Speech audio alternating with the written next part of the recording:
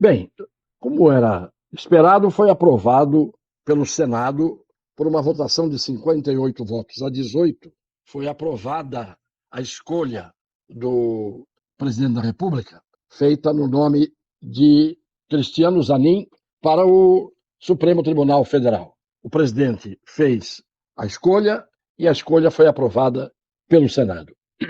A dúvida remanescente, a partir desta aprovação, é sobre como o ministro Zanin, o futuro ministro Zanin, atuará no exercício de sua função. Será ele um ativista a incorporar-se ao time do STF, e no F vai ST Futebol Clube, em cujo uniforme togado está estampado o distintivo do clube político ideológico, sob o qual alguns dos futebolistas disputam torneios jurídicos, nos quais o direito muitas vezes perde para o torto, por WO, por ausência. O direito não comparece, é o torto que entra em campo. Como advogado experiente, o Cristiano Zanin cumpriu sempre a sua função com maestria, destemor e independência. Isso é inegável. Eu acompanhei todo o trabalho dele na Lava Jato, fez muito bem a sua tarefa profissional, teve coragem, enfrentou o sistema e o esquema montado pela Lava Jato, como um advogado deve fazer na defesa do seu cliente. Então, não há o que se dizer a respeito dele. Ele foi insistente, ele foi em busca dos resultados, ele bateu a cabeça na parede dos tribunais, ele perdeu, ele venceu, ele não desistiu. E é isso que se espera de um advogado. Quem precisa de um advogado e contrata um advogado, é desse tipo de advogado que se espera o melhor trabalho na defesa do cliente. E não consta, isso é importante dizer, em desfavor de Zanin, algo capaz de atingir-lhe a reputação, que é visivelmente ilibada. Não se mede o advogado pelo cliente. O advogado pode e deve defender com unhas e dentes o interesse do seu cliente. Quem acusa, que cuide de fazer a acusação e de mostrar as provas. E depois, quem julga, que trate de julgar com justiça. O advogado mostra no processo tudo aquilo que é favorável ao seu cliente. E este é o papel sagrado do advogado, que funciona como parte obrigatória, constitucionalmente, na aplicação da justiça. Não é só o juiz, não é só o promotor, é uma trilogia. Juiz, Ministério Público e advogados, os que compõem o tripé que tem que cuidar da aplicação da justiça. Ter ele, o Zanin, sido advogado de defesa no processo da Lava Jato, do então, à época, o réu Luiz Inácio da Silva, hoje novamente presidente da República, não implica esse fato de ele ter sido advogado do ex-presidente na época, não implica óbice, obstáculo e impedimento à sua indicação, a ele ser escolhido como foi e aprovado pelo Senado como foi.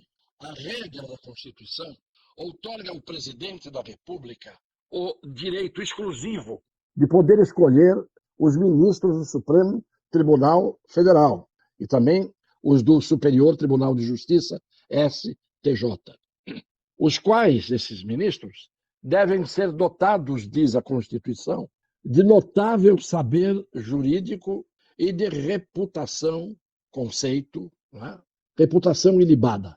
Tem que ter o advogado o nome limpo, a vida limpa, para poder ser juiz, ministro da Suprema Corte. E tem que ter notável saber jurídico. Se nós formos tomar como base essa exigência da pessoa ter notável saber jurídico, pelo Supremo já passou muita gente que não tem notável saber jurídico. E eu conheço muito jurista de TV que é considerado detentor de um notório saber jurídico. Ele aparece, fala lá as suas coisas sobre direito e as pessoas acham, às vezes, que se trata de alguém que tem um notável saber jurídico, quando, na verdade, ele passa a ter um notório, todo mundo vê e acha que ele tem esse conhecimento. Portanto, como quem aprova é o Senado e quem indica é o presidente, é inegável a existência de matiz da política, uma coloração política, com as cores, a política com as cores dos seus interesses, dela, política, daqueles que a praticam, exercem, bem ou mal, pessimamente ou otimamente, a política. Então, existem os interesses e os antagonismos. E isto influi, evidentemente, muitas vezes na escolha de ministros. Portanto, no quadro onde há esse matiz colorido da política, também tem que estar presentes os tons e nuances da coloração, que não é só jurídica, também, que não é só política, perdão, mas também tem que ser jurídica. Valores éticos e morais. E eu acho até que a fórmula como se escolhem os ministros não é a melhor. Deveria haver uma sabatina pública, em televisão, assistindo, em que juristas escolhidos nas principais universidades do Brasil fariam uma sabatina oral, como sempre se fez, o exame oral e escrito, mas o exame oral principalmente, porque ele é visível diante de todos. Então, esses juristas, que não seriam políticos, iam levantar questões para ver se o candidato que foi indicado, que foi escolhido pelo presidente, sair-se-ia bem ou mal nesse tipo de sabatina, nesse tipo de exame oral. De qualquer maneira, no caso do Zanin, eu acho que perto de alguns que lá estiveram e estão no Supremo, o conhecimento dele é até superior. Zanin tem a saudável e honrosa oportunidade de não render vassalagem, de não se submeter a quem o escolheu. A escolha de Luiz Inácio da Silva para beneficiar-se seria muito mais útil e compensatória se recaísse em alguém, prestem bem atenção nisso que eu vou dizer, se ao invés do Zanin, a escolha dele recaísse em alguém cujo notável saber jurídico fosse tão grande, tão imenso, quanto sua tendência de negar o direito, semear injustiças, abusar do poder, renegar seus escritos e ensinamento. Que tem muita gente que promete, que jura e que tem notável saber jurídico, ou pelo menos parece ter, depois escreve e renega o que escreveu, ou parece que esqueceu os conceitos que ensinou. Isso sempre aconteceu na vida do Supremo, mas hoje em dia parece que acontece mais, bem mais. Então, é impossível que as pessoas sejam bem escolhidas só porque foram, ou melhor, que as pessoas sejam mal escolhidas só porque são conhecidas ou amigos do presidente ou foram advogados do presidente. Por quê?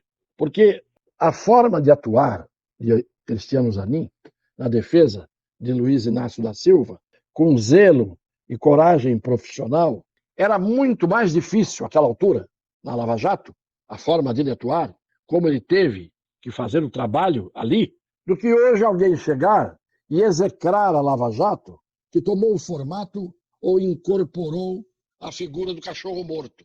Porque hoje já ficou fácil chutar esse cachorro morto chamado Lava Jato. Naquela altura, o advogado precisava de garra, de competência para enfrentar a Lava Jato, que estava perseguindo, no bom sentido, os corruptos da nação.